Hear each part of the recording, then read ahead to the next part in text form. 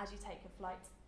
So again, entertainment system, but through the Samsung Gear VR.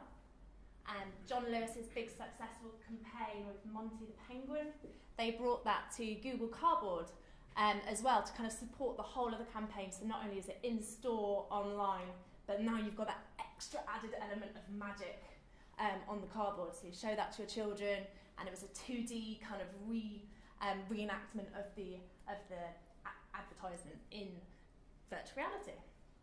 And again, for you guys out there who are looking at artistic uses of virtuality, I found this really, really interesting.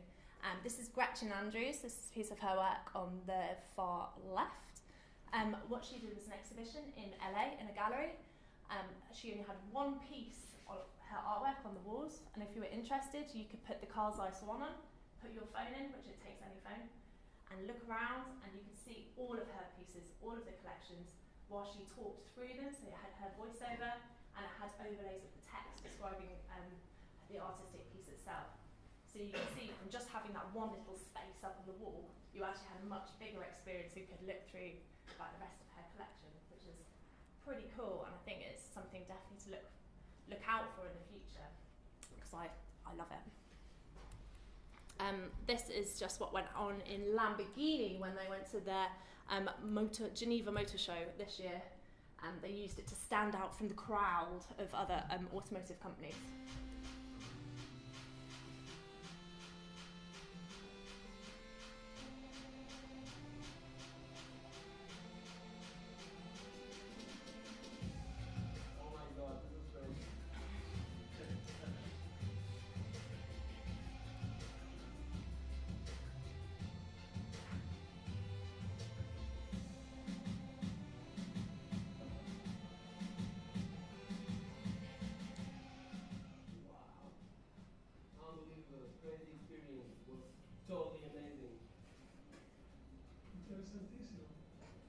Something really interesting.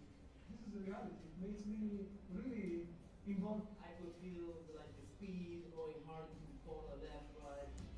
Now it's totally real. I mean, you can hear the engine when it accelerates. I feel that the movement of the sound, you can have the perception of the real car. Oh, really?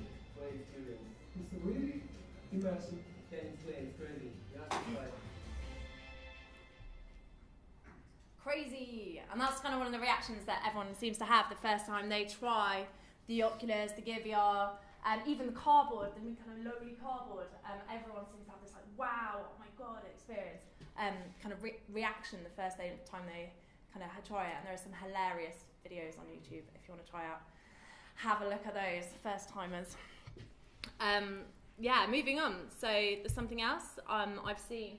Again, to stand out from the crowd, we've had this from River Islands. They've put together a fully CG experience to stand out from the crowd at London Fashion Week. Something really fun here. Ooh. There you go. This is what happened this year. So just download the app, put it in your cardboard, which they're giving away free at the event that were branded, and in you go. And using kind of like a lazy follow, you can move around pretending you're the hummingbird. So again, really short little piece there to kind of show other things that are going on cardboard. Something again that's really exciting, interactive content experiences. Mobile is really good for getting things in front of people and sharing content with others. So Samsung have set up Milk VR, which is their new content platform. This has come along at the same time as their Gear VR, and you can download things like they've teamed up with the NBA to get front row seats on basketball courts. They've also teamed up with the producers of The Walking Dead, and hopefully we're going to see lots more from those guys coming to a Samsung Gear VR near you soon. Another cool thing that we've seen is BBC have brought content to thousands by their War of Worlds app, which supports their Poems of the Sun.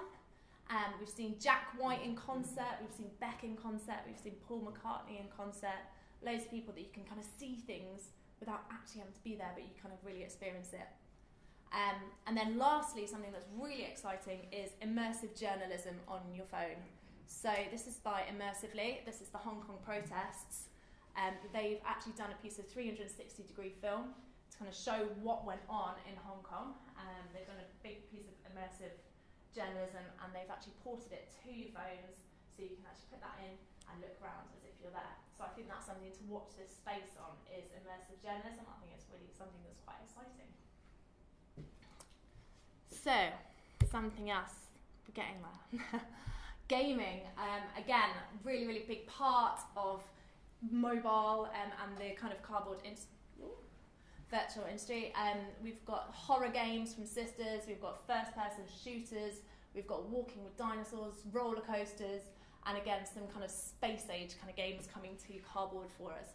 So lots of games for you to try out, and you can download this for free on the App Store right now. Just quickly want to talk about D65. So speaking of games, this is something we've kind of a passion project that we've been working on to create our own IP. D65 is based on a robot asteroid mining project that is based out of Earth. And in this scene in our concept art, you are on Earth and you're going to be put in a mech suit to be shot up to this asteroid mining project to go see what these robots are up to. And your mission is to decide whether the asteroid should be shut down and continue to mine oxygen for Earth or not. So it's very exciting. That's the storyline in a nutshell. It's in development at the moment. We've built out some of the stuff from the concept art. We've ported it to Oculus. We've ported it to cardboard, and we're now currently working on getting this room up to scratch before going on to the next stage of the project. We walk around using a lazy follow, so you can kind of look where you're walking and constantly be moving. And also we're looking at other ways that we can bring interactivity to this game. So D65 has got its own little landing page on our website, and you can kind of check that out and see progress as we get along. I've got this on my phone, so if anyone wants to try it, you can. Here's a little video.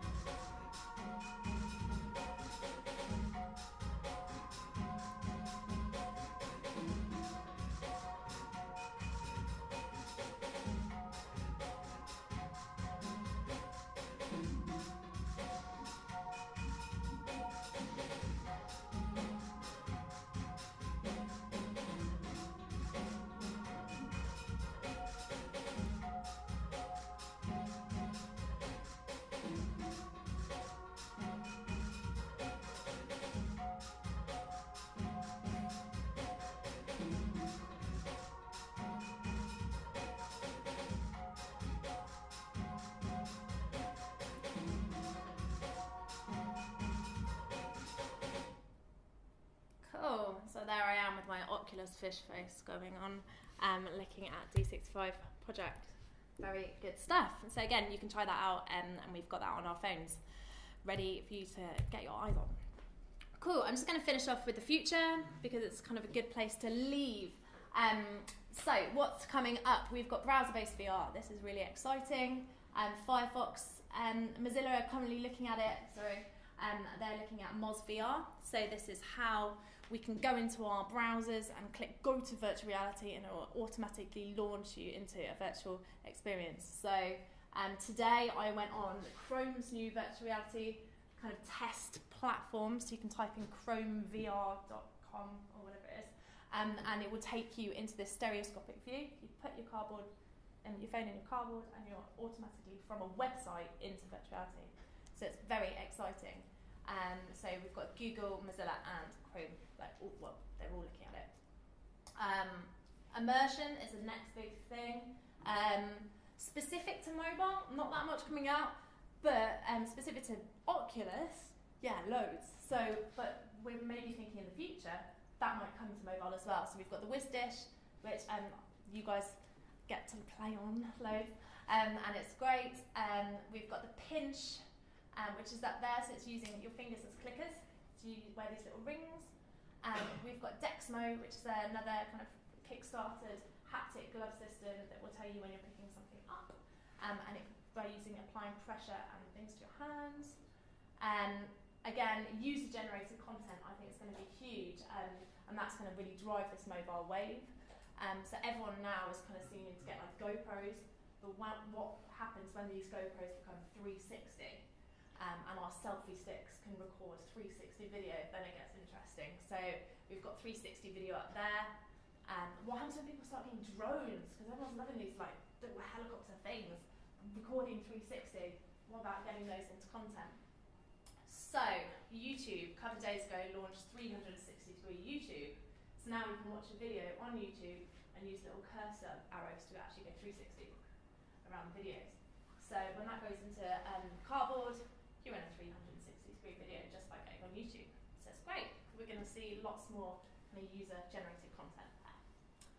And again, mobile accessories are kind of always coming up. So we've kind of got Moggle's headset there, and then this other headset which uses like a Bluetooth controller. So lots of ways to kind of increase our immersion and interactivity with our mobiles there. Cool, so that ends us there, and Q&A. So if anyone's got any questions, throw them at me and John, or we can leave them for the... We can take one person. Alex and Kathy, come up and get set up for your talk next. Does anybody have... Sorry, I was like, and then Google it. Oh, we'll put Google cardboard in front of it. So you can actually make the cardboard out of a pizza box. You can make it out of a shoe box. The development itself is applicable, I think, has been developed for both, and we've found it applicable between Android and iOS. It's just we're not seeing as much on the iOS because I think it's harder to get it on the App Store. Yeah, so basically it doesn't matter. Google hasn't done much for us apart from create Google Cardboard, which is great at the beginning. But an app from Unity can go straight through to iOS, and straight go through to Windows or Android or PlayStation or anything else.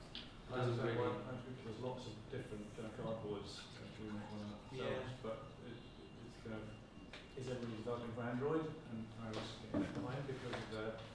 I don't think so. I think there's a feeling that Google are related to it more because they launched Google Cardboard, but platform-wise, it ports straight out as long as you've got left and right stereoscopic and you've got a phone or accelerometer. It really doesn't matter. Like if you go on the App Store or the Play Store, you'll see lots of VR. And I think probably the App Store's a little bit harder to go through generally for you guys who know more know how long it kind of gets through. But really, I don't know. Maybe there's more openness when it comes to Android development. But I would say like technically there's no differences.